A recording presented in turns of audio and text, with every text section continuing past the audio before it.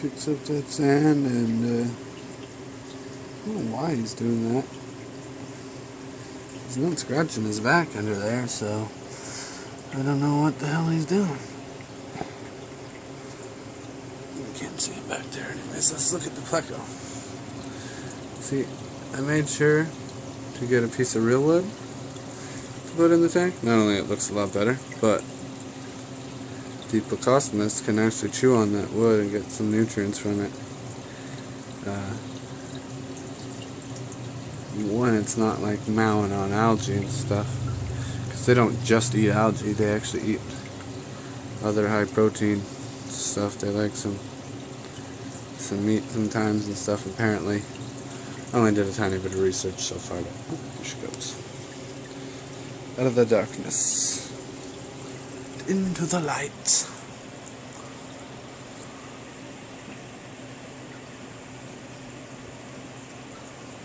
Oh, a fat female tetra there floating in the background. She doesn't bug the fish at all. She's taking a few looks at them and, maybe contemplated it, but they're a little bit quick for her yet. Musk turtles are kind of just lazy and slow from the... Every once in a while she gets like a mad burst of energy and starts freaking zooming around the tank and swimming along the front there, like... That's what Scoots always does. Wow, she did a lot of that for the first few months that I had her. Trying to escape. Now she knows. She's going to go crazy when I put her in a big 55-gallon tank, maybe 125-gallon tank there. She's not going to know what to do with all that space. She's got this 20 long. It's not bad. It's really nice and wide and not horrible. The reason I don't have a lot of stuff in there is because, well, she's way too big for the tank, and she wouldn't have any room to swim around, so yeah, I got the above tank turtle topper and all that room for her to swim. And like my filters are kind of hidden in the plant life there a little bit. She ripped some of it off. Right there you can see it got stuck in that rock now. What else?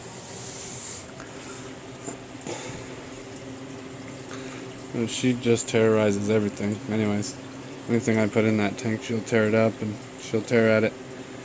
I had one of those foam floating docks and she just started eating it, so I had to take it out right away. And that's what led me to the Penplax turtle topper. It's really sweet.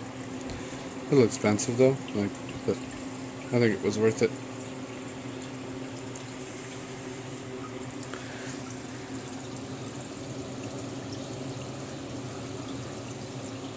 See, like, she can swim.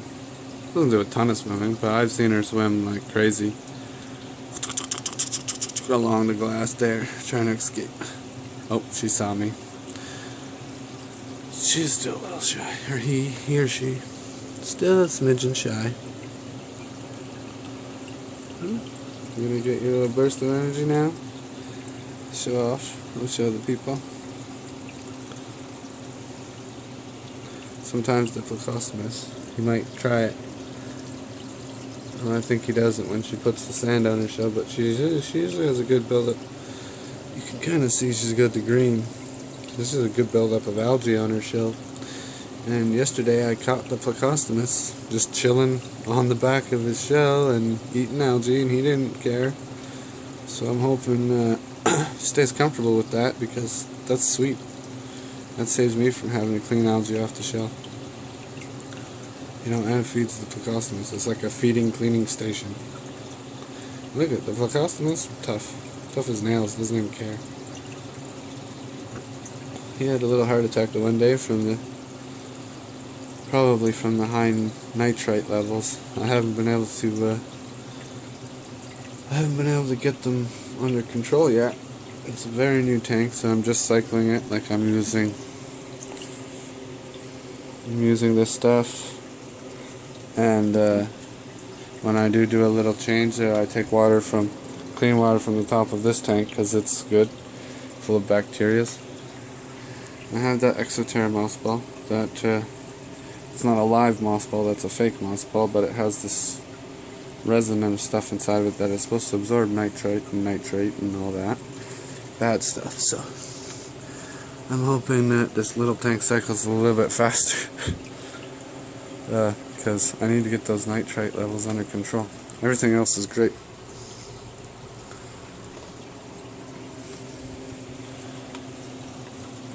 Everything else is in perfect levels. Here's my dechlorinator. Here's my little turtle sludge destroyer. He's a little bit, only a tiny little bit in this tank because it's so small. But it'll help break down non-eaten food and crap, and hopefully that helps a little bit. He'll start swimming. Just right on the pleco's face. He's under the tree.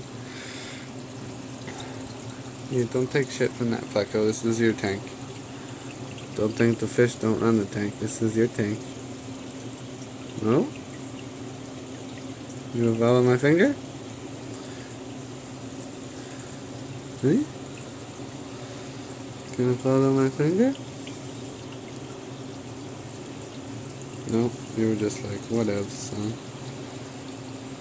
I got stuff I gotta do. Swim and shit. Climb right up and disturb this duckweed and send it all into the filter again, eh? It's like every night that I've gone to bed so far, I put the duckweed over here. Because like it said, it builds up in that section and creates a wall, and then the fish can't get to the other side. Well, they don't like to. They could and push through, but not big fans. She'll go up there and disturb it, but that's like her little... Those are some actual fossils that I found before. But I put them in there, some kind of like... I don't remember what the hell they are, but... Some kind of old, like... giant freaking corals or something like that. I don't remember what they're called when we found them, but... My uncle knew. We used to do a lot of fossil hunting. I used to live in Alberta, so we used to go out in the Badlands out there and check stuff out.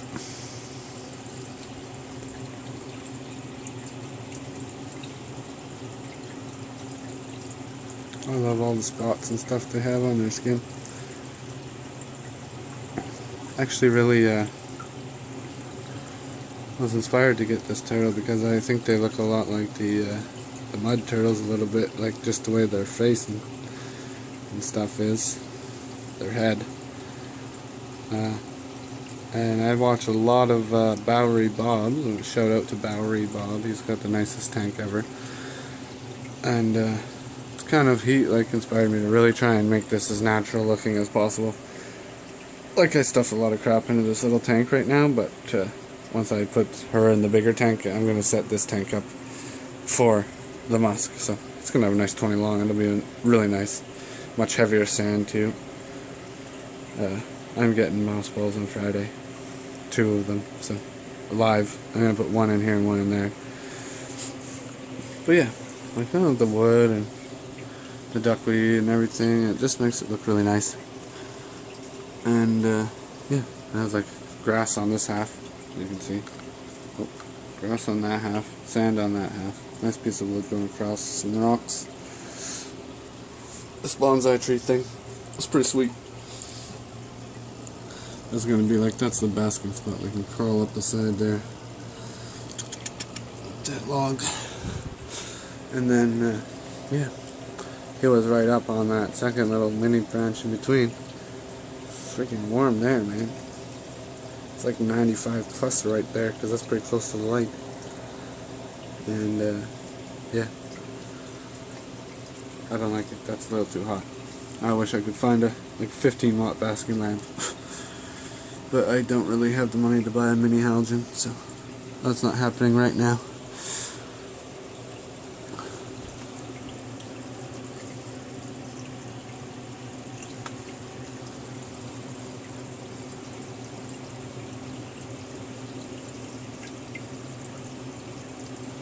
Yeah, and I got like an air pump running to both. I put a split in it and I got one running to both tanks there. This one especially needs it because I got fish in here. Like this one never had the air pump before. Actually just kind of put it in that back part behind that rock because that one with the like waterfall makes a current, takes all the shit and crap, and it was just like floating and dropping it behind that rock. So when I would clean, I would move that rock and like the whole tank would go white of shit. Even though I was using the vacuum, like it was nasty. So I put that there now, and like the stuff goes, gets caught in the air bubbles and kind of recirculates out into the tank mostly. So there's not nearly as much crap building up back there. It's actually able to go back into my filters.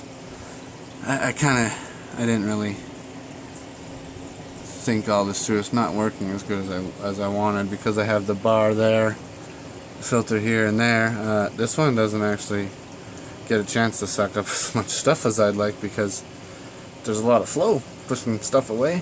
So it's not that good. It's not that good at all. So the other setup will be much different. And this one just has that crappy little filter for now. That's all it needs. Just like 5 gallons of water in there, so probably not even 5 gallons. It's a 10-gallon tank. So like less than 5. But yeah, he really seems to like this tank so far.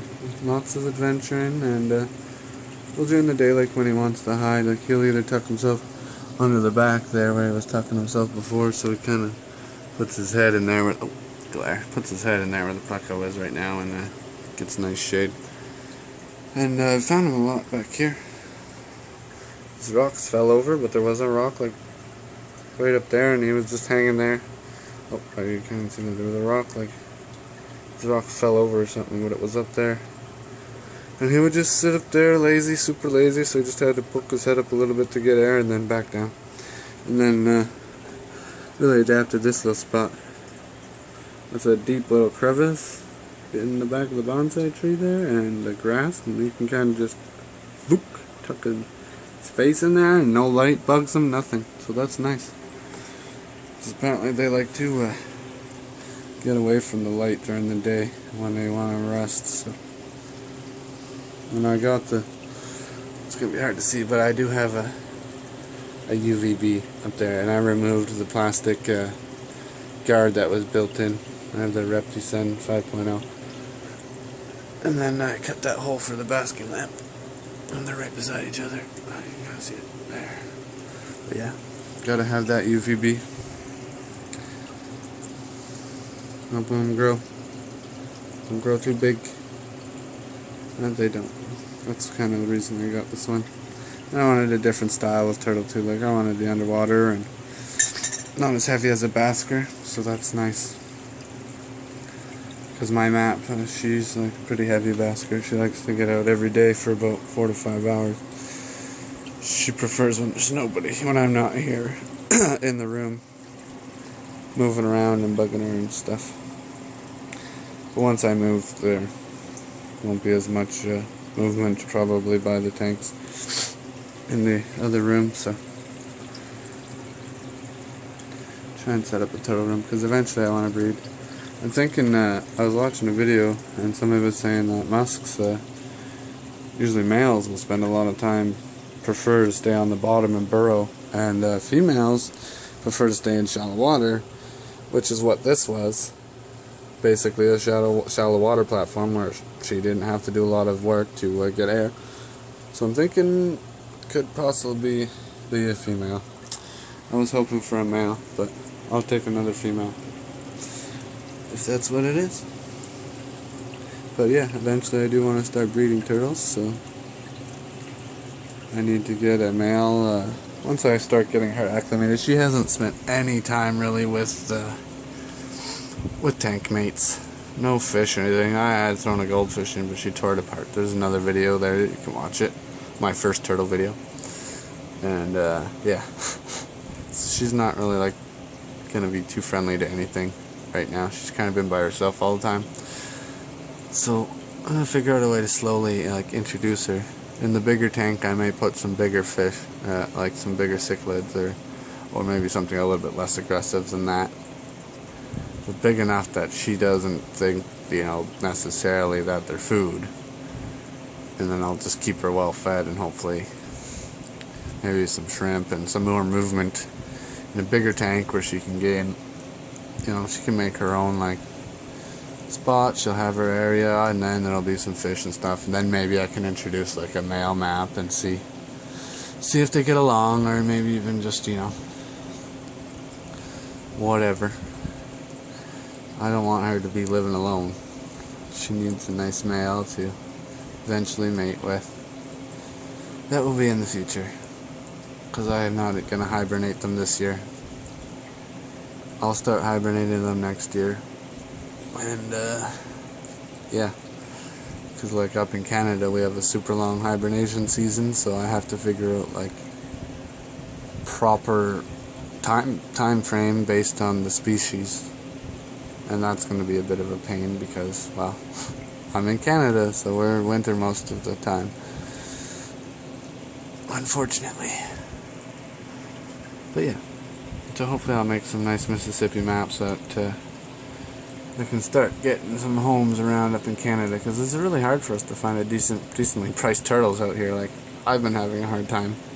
I look online at all these websites and it's like, oh, southern painteds for $15 for hatchlings, and like, but only in the States. And I can't get them imported, so that sucks.